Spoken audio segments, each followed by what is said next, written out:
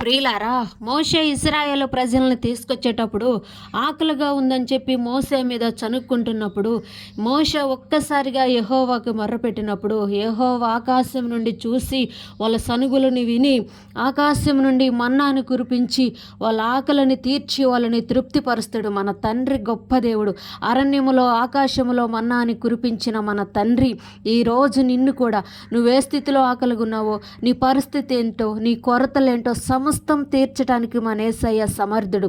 అరణ్యములోనే మన్నాని కురిపించి కోకొల్లలుగా ఉన్న ఇశ్రాయేలు ప్రజలను తృప్తిపరిచిన మన దేవుడు, ఇశ్రాయేలు ప్రజలకి ఆకలి తీర్చిన మన దేవుడు, ఒక నాయకుడిని మోసేని ఎంచుకొని ఆకలి తీర్చిన మన దేవుడు.